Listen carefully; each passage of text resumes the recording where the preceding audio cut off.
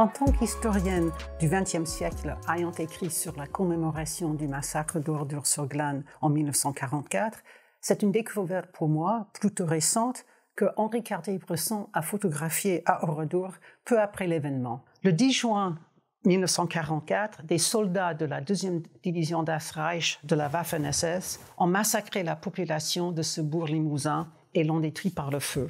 Cartier-Bresson se rend au bourg dévasté 5 mois après le crime. Autour du 1er novembre, c'est 2 mois après la libération de Paris, la guerre n'est pas encore terminée. Oradour était une étape d'un circuit que Henri Cartier-Bresson entreprend après avoir s'échappé de la captivité en Allemagne après 3 ans de bagne. Il s'est engagé dans les réseaux de la résistance qui font partie du monde du cinéma et de la photo.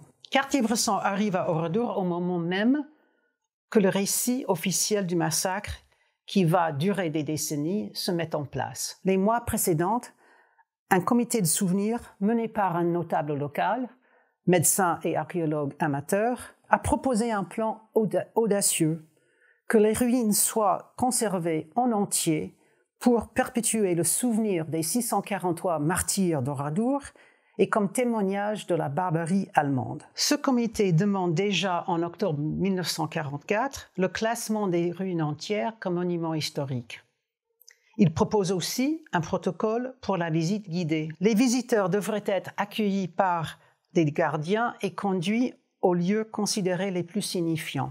Henri Cartier-Bresson a créé un récit visuel remarquable de sa visite. Cette planche n'est pas une planche de contact classique, une archive des photographies dans leur totalité et dans l'ordre temporel des prises de vue.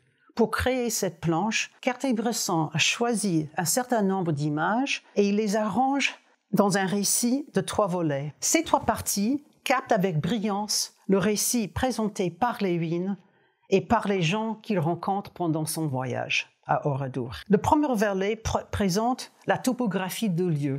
Il est centré sur l'église, c'est là où les femmes et les enfants sont morts. Il photographie l'église de l'extérieur, de l'intérieur, et à la fin, il ponctue ce premier volet avec une image d'une sacristie qui n'a pas brûlé et un landau d'enfants troués de balles.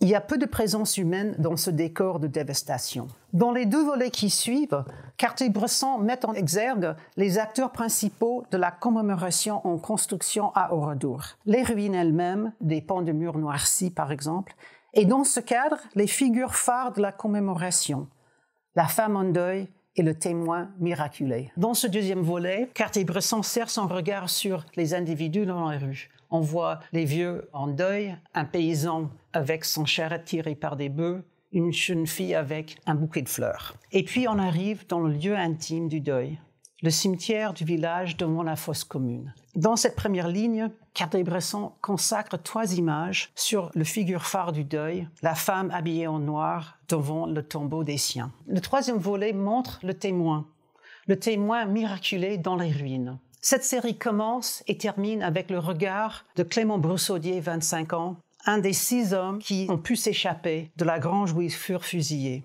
Avec 3 images spectaculaires, Cartier-Bresson montre Clément Broussaudier qui indique le chemin de sa fuite. À la fin, Cartier-Bresson revient avec une image finale où on voit ensemble le témoin miraculé et la femme en deuil. Et le témoin nous interpelle avec son regard. Il interpelle le photographe et nous aussi. Je trouve que c'est époustouflant comment Cartier-Bresson saisit et distille en images les démarches et les enjeux mémoriels à Oradour, un sujet que j'ai étudié pendant des années en conversation avec des survivants et en travaillant dans les archives. Cette planche exprime, résume et participe dans les grands enjeux mémoriels, politiques et judiciaires au moment où la guerre se termine.